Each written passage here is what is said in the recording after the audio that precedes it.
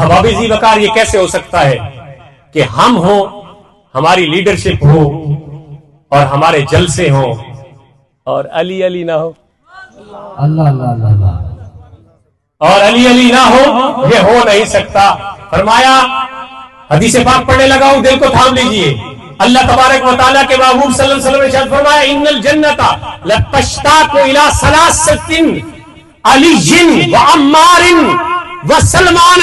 اور دنیا والوں، کچھ تو ایسے ہوگے کہ جو جنت میں جانے کے لیے تڑپ رہے ہوگے، لیکن 3 شخصیت ایسی ہیں جن کے لیے جنت تڑپ رہی ہے۔ اللہ اللہ اللہ اللہ، سبحان اللہ۔ 3 شخصیتیں ایسی ہیں جن کی جنت انتظار میں ہے۔ وہ شخصیتوں میں پہلی شخصیت کون ہے؟ وہ حیدر کرار علی المرتضی شیر خدا ہے۔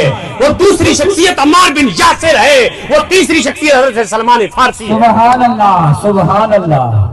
یہ میرے اور آپ کے پیر حیدر کرار شیر خدا علی المرتضی کرم اللہ وجہ الکریم، جن کے بارے میں آتا ہے کہ آپ ابھی شکم مادر میں ہیں اور امی جان کو مجبوری یا رضا سے وہ اگر کسی بت کے سامنے جھکنا چاہتی تھی تو سیدنا علی المرتضی ابھی اس دنیا میں تشریف نہیں لائے تھے۔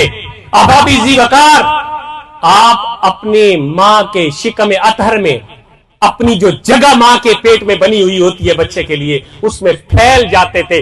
اتنا پھیلتے تھے کہ ماں نہ جھک سکتی تھی نہ سجدہ کر سکتی تھی۔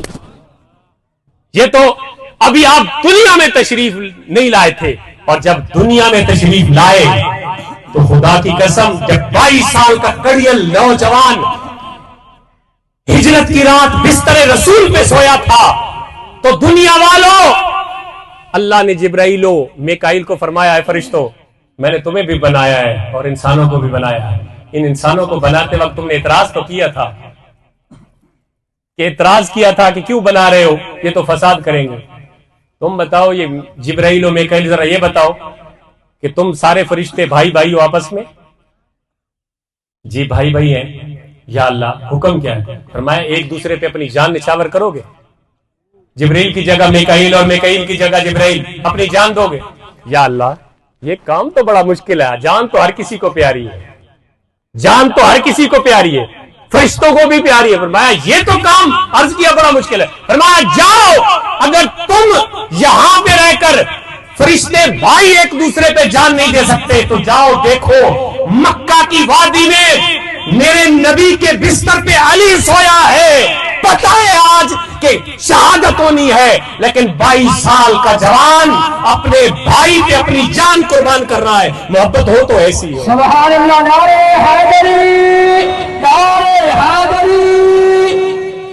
فرمایا جاؤ دنیا والو، دیکھو آج نبی کے بستر پہ علی سویا ہے، اور اسی لیے تو پھر ہم کہتے ہیں کہ علی کے چاہنے والوں کے دل کالے نہیں ہوتے، علی کے چاہنے والوں کے دل کالے نہیں ہوتے، جہاں نور ولایت ہو وہاں تالے نہیں ہوتے، سبحان اللہ۔ جہاں نور ولایت ہو وہاں تالے نہیں ہوتے۔